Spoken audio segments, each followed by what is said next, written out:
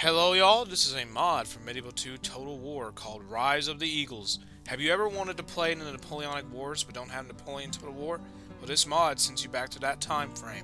It's a relatively new release, having come out a month ago, and the most recent patch only a few days ago.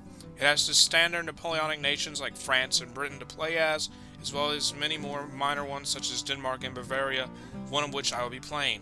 Now on to the campaign. This is Denmark, also known as Denmark-Norway, ruled from Copenhagen. The campaign starts in 1805, so things aren't too terrible for the nation yet. Denmark-Norway started the Napoleonic Wars at the start. Their navy was attacked by the British in 1801 due to Denmark's part in the League of Armed Neutrality with Russia.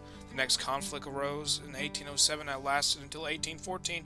Denmark lost against Sweden, who gained Norway, and the United Kingdom, who took Helgoland, and the Danes, in return, were given Swedish Pomerania. Won't matter since it's time to make some alternative history. Just giving Sweden a nice surprise with a little war declaration using my massive navy to transport our military from Copenhagen into Sweden. The Swedes sent their navy and it is sunk and entirely destroyed and sent to the bottom of the sea. We ran into the Swedish army.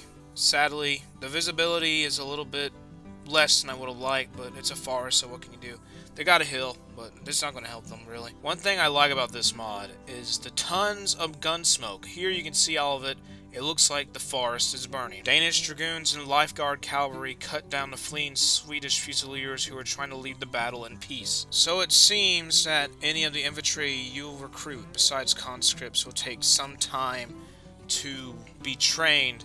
So it'll be important. It's important not to lose all of your soldiers in one battle. Preemptive invasion of Sweden was quite a success, with only one army left to be defeated. Swedish forces made their last stand on a hill. They don't seem too suspecting of the cavalry that is moving onto their flanks. They're just swarmed in Danes, and they cannot get a break. They are just running for their lives. Imperial Catholicism is adopted in France, which has a good chance of just being more propaganda for Napoleon Bonaparte. Instead of religion like Christianity and Islam, this game has a political current system which is between Bonapartist and conservatism, which I suppose like favor the monarchy and traditional rulers of the kingdoms. England is the next stop on our vacation with our military that just so happens to reside inside of some of their cities, but it would take a while to get there. The HRE, the Holy Roman Empire, is dissolved, and that will be the end of the First Reich and the beginning of the Confederation of the Rhine. Finally getting some trade rights with a neighboring country. This time it is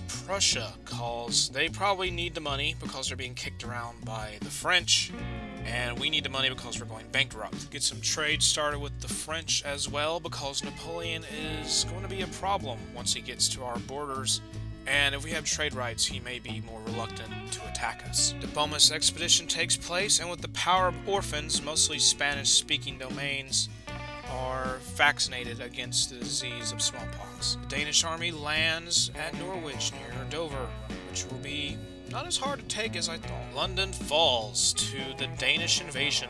What will they do now? Who knows? Probably just get beaten up a lot. Duke of Wellington has been spotted in Ireland by the Danish Navy.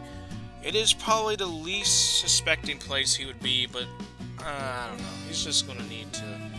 He can't hide forever. Let's just say. Luxembourg is hit by a lightning strike, which blows up a gunpowder factory, killing 300 people instantly. The Danes and British are now coming to blows, and the British are in the most unpredictable formation I've ever seen, which is probably to throw us off our game. Some light dragoons join the army to provide a more mobile means of shooting the enemy. The MVP of this entire campaign has just been the Danish cavalry altogether. They were just crushing the British here and giving them no quarter. All it took to beat the artillery was one cavalryman, just one. His entire unit's destroyed, it's just him. Dublin has fallen, and all that will be needed now is to take the remainder of northern and southern Ireland. The English Navy comes out to play, and they have quite the size themselves. They've not used it on anyone, it looks like, and put the battle into the hands of auto-resolve. No naval battles in this game. And it's a heroic victory. The English fleet will no longer be a problem at all. Cork and Belfast are securing all of Ireland. I'm going to end the video here. I have already completed all my victory objectives. Just went the extra mile and took out England altogether in its entirety. And this was the Rise of the Eagles. Make sure to check it out in the description. Very enjoyable. Nice to see a mod that does something different. And I hope you enjoyed the video. If you did, make sure to like, subscribe, and please share. Leave a comment if you want to see more like this. See y'all later.